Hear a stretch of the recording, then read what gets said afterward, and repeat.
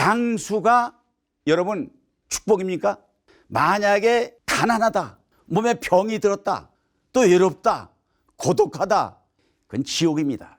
그러면 변화에 대비를 해야 되는 것이 뭐냐면 입장이 바뀌는 겁니다. 뭔 입장이 바뀌느냐? 첫째는 노년이 되면 생활 리듬이 바뀝니다. 정년퇴직하다 퇴직하고 있다라면 생활 리듬이 바뀌잖아요. 두 번째는 경제 감각이 둔해집니다. 젊어서는 주식도 열심히 할 수 있고 부동산도 할 수 있고 하지만 나이 들면요, 아무래도 경제 감각이 둔해지기 때문에 나이 들어서 돈 번다고 하는 것은 이건 기대하기가 쉽지 않습니다. 세 번째는 뭐냐면 건강과 체력이 누구나 마찬가지입니다. 더한 것은 가정에서의 역할도 각각 다 달라집니다. 저희 같은 경우도 과거에 직장 다닐 때는 저한테 아내가 뭐 청소하라, 설거지하라, 뭐 분리수거해달라 이런 얘기 안 했습니다. 요즘에는요, 전부 남자들이 와서 버리지 여성들이 와서 버리는 사람 별로 없더라고요. 역할이 바뀐 거죠. 그런데 여기서 중요한 게 뭐냐면 노년을 어떻게 대비할 거냐는 겁니다. 이건 다른 거 아닙니다.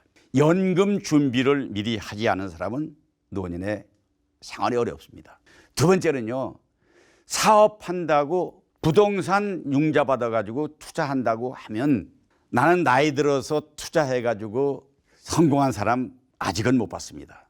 대개 1, 2년 뭐 이자도 든다 그러고 뭐 한다고 하니까 하지만은 결국은 자기 돈 가지고 투자해가지고 성공한 확률은 매우 드물다. 실패 요인이 된다. 근데 저축은 죽는 날까지 저축은 해야 되는 거죠. 왜 그러냐면 저축만이 자금을 확보할 수 있는 유일의 수단이기 때문에. 저축은 다른 거 아닙니다. 200만 원 월급 받아가지고 모자랍니다. 20만 원 꿨으면 빌렸으면 빚이 1년 가면 240만 원 빚이 있잖아요. 200만 원 받아고 일단 20만 원 저축하고 나면 나머지 가지고 쪼들게 살면 1년 후에 가면 240만 원의 돈이 있게 되는 거죠. 노후 대비 저축은 필수적이다. 귀농하고 귀촌하면 생활비가 훨씬 덜 들기 때문에 이런 것도 하나의 방법이고, 또는 뭐 해설하는 거, 재취업, 이것도 반드시 이모작의 자금 확보의 수단이다. 세 번째 뭐냐? 가정 불화로 인해서 이혼하는 겁니다. 황혼 이혼이라는 얘기 있지 않습니까? 우리가 이게 실제 얘기를 안 됐습니다만은 어느 유명한 미국에 있던 코미디언 마지막에 이혼 당해가지고 뇌출혈 당해가지고 안타깝게 마지막에 요양원에 죽은 소식을 우리가 봤지 않습니까? 근데 이제는 시대가 바뀌었기 때문에 가정과 가족과 부부지간에 불화가 되면 그건 지옥입니다. 그러니까 어떤 경우든 이혼하지 말고 밥 얻어먹는 거죠. 내가 인생을 1, 2, 3, 4모작을 나눈 이유는 1모작은요, 공무원 같으면 정년퇴직할 때, 회사 같으면 이제 회사에서 물러날 때, 집에 주부 같으면 광열쇠를 며느리에게 넘겨줄 때, 이때가 1모작입니다. 2모작은 뭐냐면 자기 스스로 걸어다니면서 활동할 수 있을 때가 2모작이라고 저는 보는 것입니다. 저도 지금 2모작을 살고 있는 것입니다. 제가 여기서 이제 어디로 가느냐, 3모작 가는데요. 3모작은 뭐냐면 비활동기, 노년기가 돼가지고 도움을 받지 않으면 살 수 없을 때입니다. 휠체어 타고 있거나 지팽이 짚고 있거나 아니면 기저귀차고 누워 있거나, 이때 가면 이제 웰빙하자, 웰다잉하자 하는 얘기가 나오는 거지 않습니까? 이 3모작은 스스로 활동하지 못할 때 아닙니까? 내가 휠체어 타고 있으면 휠체어는 누가 밀어줘야 될 거 아닙니까?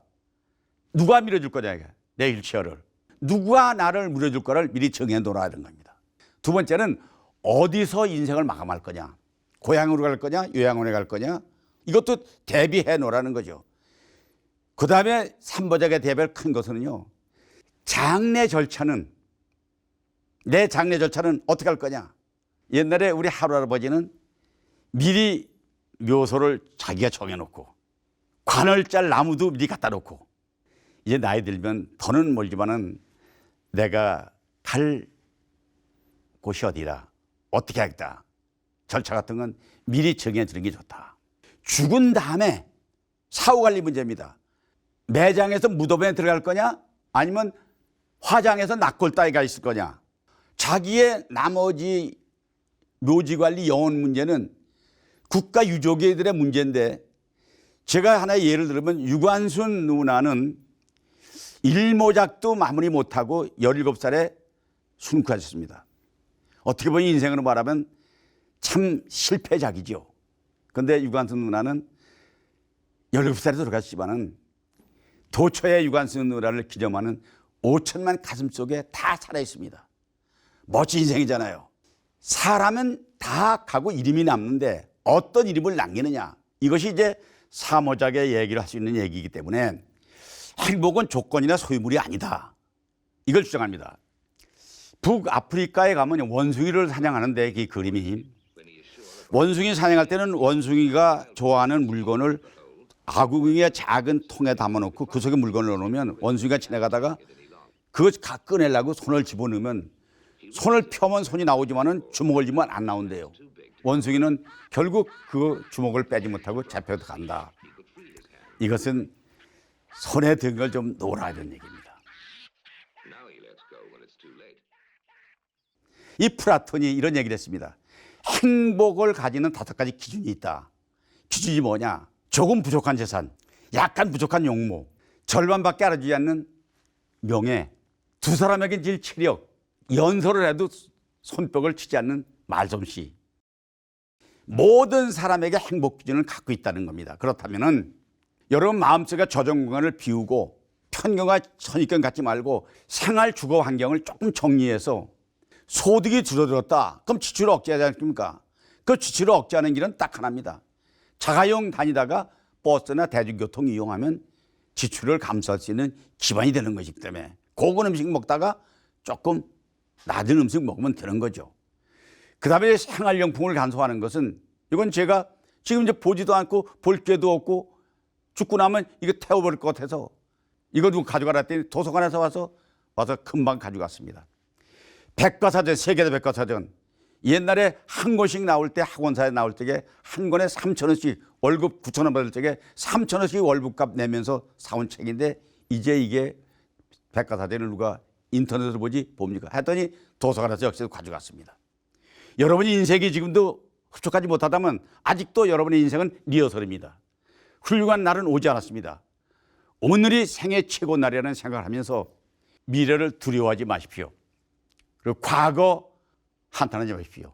남의 일을 용서하는 것이 스스로의 해방입니다. 지나간 거 모두 감사하고 오늘 만족하면서 그래도 꿈을 미래에 담아 심는 지혜, 이것이 진정 우리가 이 시대를 살아가는 노년의 지혜라는 걸 말씀드리면서 여러분 끝까지 경청해 주신 여러분 감사합니다.